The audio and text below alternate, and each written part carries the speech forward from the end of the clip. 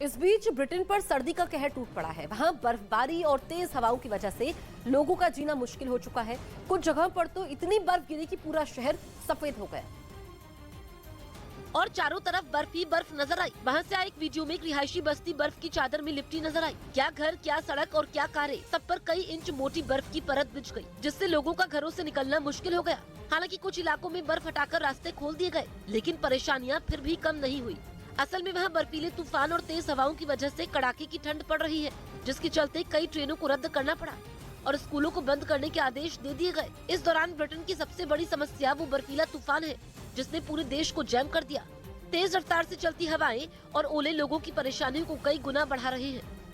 Canada के media ने दावा किया कि कनाडा यूक्रेन को आधुनिक ड्रोन देने की तैयारी में है। बताया गया कि यूक्रेन ने पिछले साल स्काई रेंजर R-70 ड्रोन की मांग की थी ताकि रूस के सैनिकों पर नजर रखी जा सके। कनाडा के मीडिया के मुताबिक अब यूक्रेन को स्काई रेंजर R-70 ड्रोन मिल सकते हैं। ये ड्रोन आर्टिफिशियल इंटेलिजेंस से लैस है। ये दुश्मन की लोकेशन और उसके फोन का भी पता लगा सकता है। यानी ये यूक्रेन की सेना के लिए काफी काम का साबित हो सकता है, क्योंकि इस ड्रोन से दुश्मन की जासूसी करना भी आसान होगा।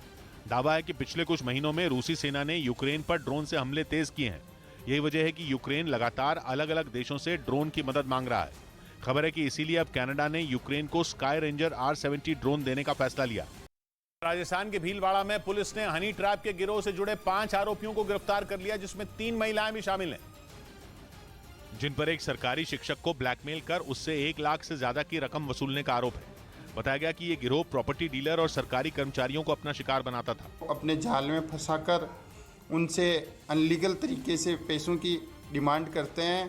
पुलिस के मुताबिक आरोपियों ने करीब 1 दर्जन लोगों से लाखों रुपए ऐंठने की बात कबूल की है।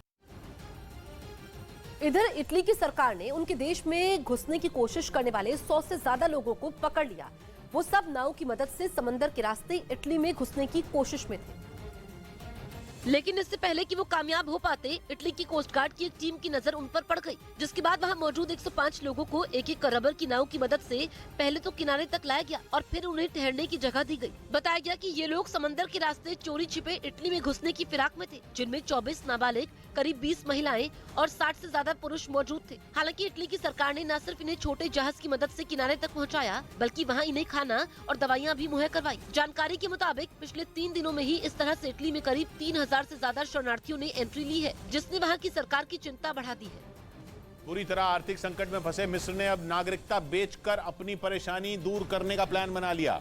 मुस्लिम देश मिस्र पिछले कुछ सालों से बहुत बुरे आर्थिक संकट में फंसा है, लेकिन कोई भी बड़ा मुस्लिम देश उसकी मदद के लिए तैयार नहीं है। इसीलिए अब मिस्र ने नागरिकता बेचकर कंगाली दूर करने का प्लान बना लिया। मिस्र में $25 लाख तक निवेश करने वाले को वहां की नागरिकता दे दी जाएगी। मिस्र के रियल एस्टेट में $3 लाख तक के निवेश पर भी नागरिकता ली जा सकेगी।